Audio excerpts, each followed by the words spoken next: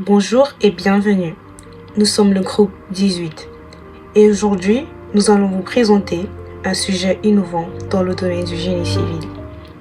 Le thème de notre travail est éco-conception et entretien préventif. Et nous avons choisi comme sous-thème stabilisation des sols sans ciment géopolymère, une solution écologique qui pourrait transformer les méthodes traditionnelles de construction. Et si les routes de demain pouvaient se construire sans détruire notre planète? La stabilisation des sols est une technique courante, mais le ciment de Portland est responsable de 8% des émissions mondiales de CO2. Les géopolymères, eux, sont des liants alternatifs issus de la soupe des produits industriels qui ont une même résistance, mais qui émettent 80% de moins de CO2. Ceci nous expliquera comment ça se passe sur le terrain. Alors, sur le terrain, on mélange ce liant directement dans le sol en place, pas besoin d'exporter les matériaux. Alors, c'est ce qu'on appelle la stabilisation en profondeur. Et le résultat, c'est quoi? Un sol avec une haute portance, résistant et dur. Mais est-ce que ça respecte les engagements environnementaux, hein, Claude Audrey? Absolument. Cette approche s'inscrit dans la Green Deal européen et la stratégie nationale bas carbone. Réduire le ciment dans nos infrastructures, c'est l'un des leviers les plus accessibles pour décarboner la construction. Et ce n'est pas que de la théorie. La norme française européenne 14227 encadre déjà ces traitements.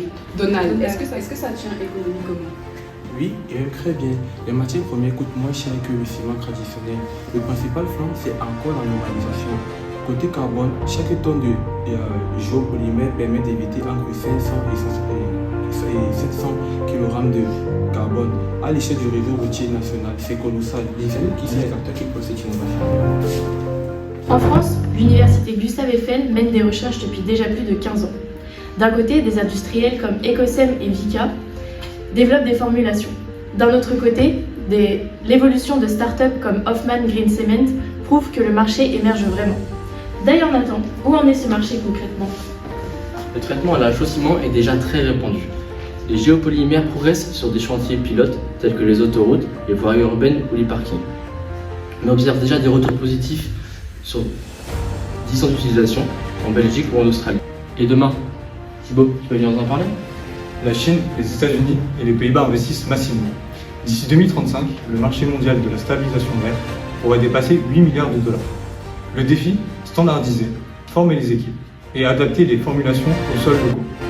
La route de demain se construit avec ce qu'on a et pas avec ce qu'on extrait.